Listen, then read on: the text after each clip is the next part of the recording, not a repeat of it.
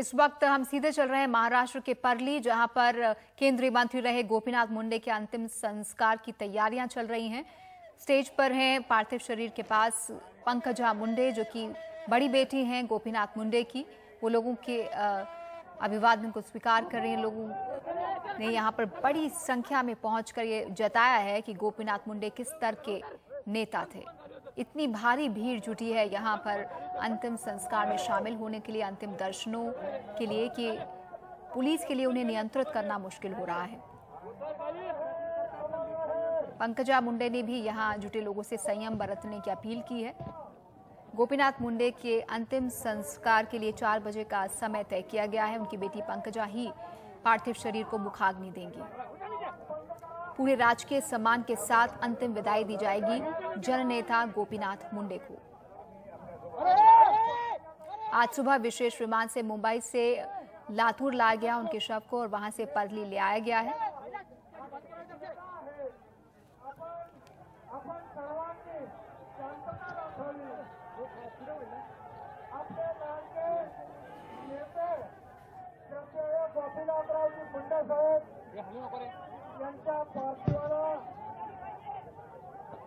यहाँ पर जो हम तस्वीरें देख रहे हैं उससे ऐसा लग रहा है कि अंतिम संस्कार की प्रक्रिया शुरू हो गई है। यहाँ पर लकड़ियां रखी जा रही हैं। बड़ी संख्या में भीड़ से महाराष्ट्र के अलग अलग हिस्सों से लोग इस अंतिम संस्कार में हिस्सा लेने के लिए पहुंचे हैं। एक बहुत बड़े ओबीसी नेता रहे गोपीनाथ मुंडे, जिन्होंने करीब 40 साल से ज्यादा यहाँ राजनीति की। 64 बरस की उम्र में कल वो दिल्ली में एक सड़क दुर्घटना में गुजर गए।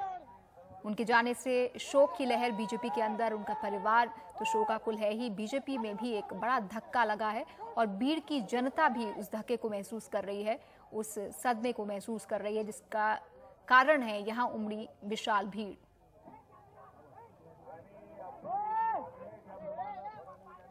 गोपीनाथ मुंडे को एक ऐसे नेता के तौर पर पहचान मिली जिन्होंने पिछड़ों की आवाज को बुलंद किया। एक ऐसे वक्त में जब मराठा नेताओं का दबदबा था महाराष्ट्र की सियासत में, महाराष्ट्र की राजनीति में, उन्होंने पिछड़ों की बात की और उन्हें भी मुख्यधारा में लाने की कोशिश की। अंतिम संस्कार की प्रक्रिया शुरू हो चुकी है।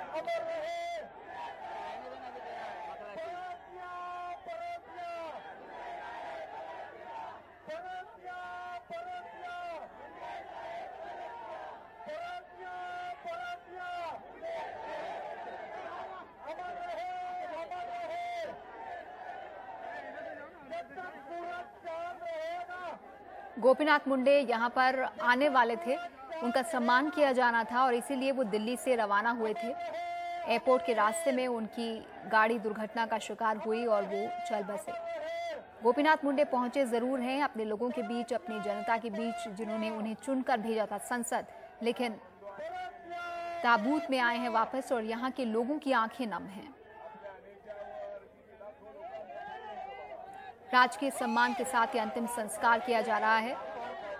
कल ही दिल्ली में तमाम सरकारी दफ्तरों में झंडे को झुका दिया गया था। तमाम राज्यों में, राजधानियों में, केंद्र शासित प्रदेशों में लगे तिरंगे को झुका दिया गया था सम्मान के तौर पर। और आज भी 16वीं लोकसभा की जब शुरुआत हुई तो पहले दिन गोपीनाथ मुंडे को श्रद्धांजलि दी गई और कार्यवाही को कल तक के लिए स्थगित कर दिया गया। उन्हें मुखाग्नि दी है उनकी बेटी पंकजा मुंडे ने, जो कि परली से ही विधायक हैं।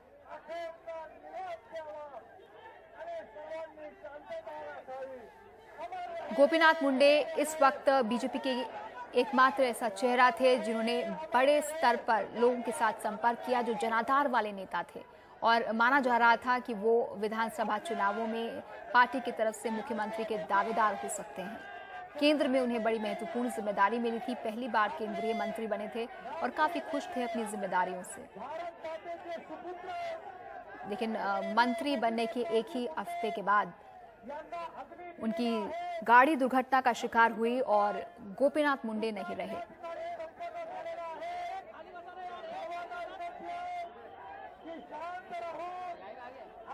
मुंडे महाराष्ट्र की सियासत में काफी दखल रखते थे।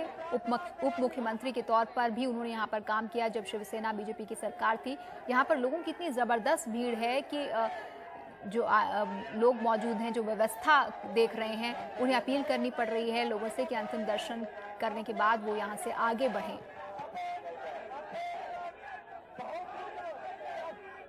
गोपीनाथ मुंडे अमर रहे के नारे यहाँ पर सुने जा सकते हैं।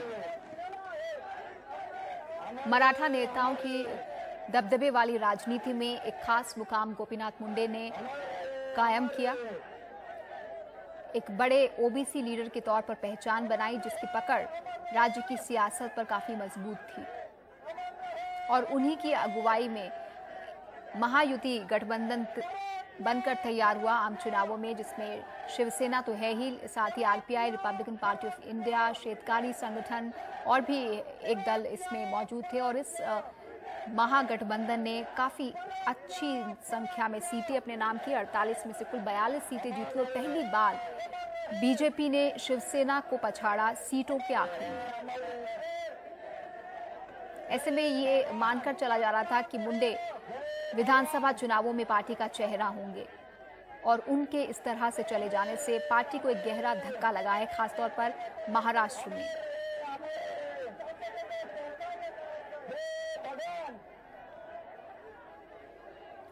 मुंडे को एक सरल सहज नेता के तौर पर जाना जाता था, जिनके सभी दलों में अच्छे संबंध थे। हम लौट रहे हैं एक छोटे से ब्रेक के बाद इस अहम खबर पर।